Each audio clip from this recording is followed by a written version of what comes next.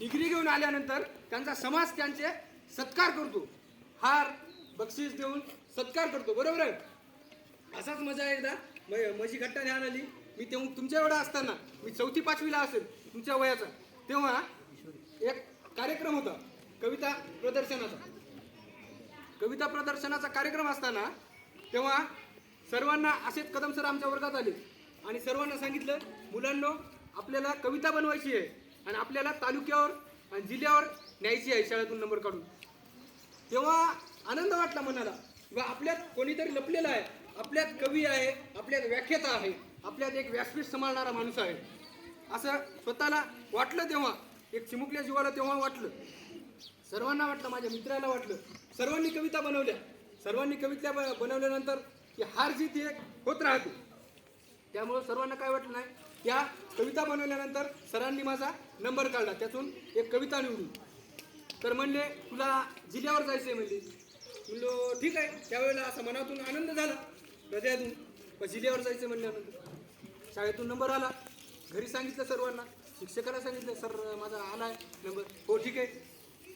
तर काही कारणानंतर ते कॅन्सल झालं, कार्यक्रम कॅन्सल झाल्यानंतर कदम सरांना वाटलं बा मुलांची नाराजी होता कामा नये. त्यामुळे त्यांनी मला तेव्हा एक बक्षीस दिलं, एक काचातली पेन दिली.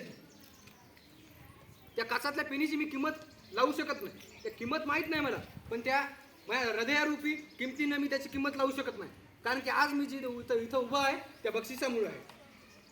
आज ही माझी प्रेरणा आहे ती त्या बक्षिसामुळे आहे.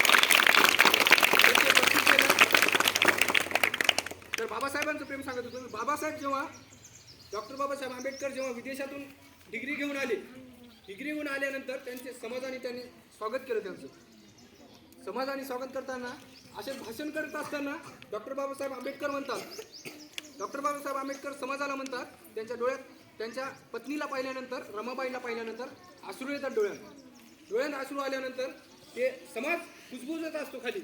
बाबासाहेब का रडत आहेत, बाबासाहेब आपल्यासाठी रडत आहेत.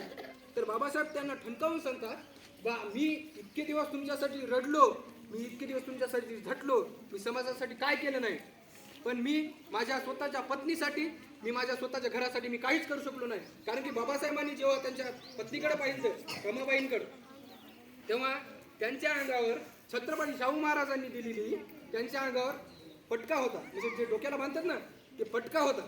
ते पटका डॉक्टर बाबासाहेब आंबेडकरांना कोणत्या तरी पेपरात, म्हणजे एका एक्झाममध्ये नंबर आल्यानंतर त्यांना शाहू महाराजांनी बक्षीस दिलं, डोक्यावरची पगडी बक्षीस दिली मान म्हणून. तर तीच रमाबाईने नेसली होती. तर बाबासाहेबांना ती पाहिल्यानंतर डोळ्यात अश्रू येतात आणि बाबासाहेब अक्षरशः रडतात. ते प्रेम नव्हे तर काय आहे, ह्या आता प्रेमाच्या व्याख्या.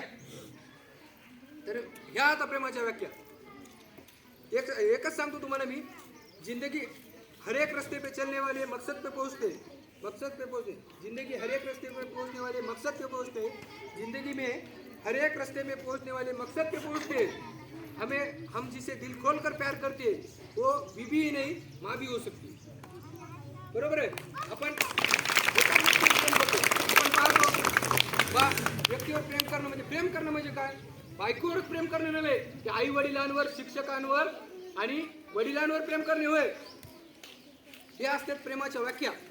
तर कवीने मांडलेला मुद्दा म्हणजे की कवीने ही शिक्षकाच्या चेहरा डोळ्यासमोर ठेवून केलेली कविता आहे. आणि कवितेत असे मांडलेले आहे बा, त्याच्या शाळेचे वर्णन मांडलेले आहे. त्यावेळेस कवीला काय वाटायचं, आज या स्थितीला कवीला काय वाटते. आणि कविता माझी स्वलिखित आहे. तर ती कविता तुमच्या पुढे मी सादर करतो.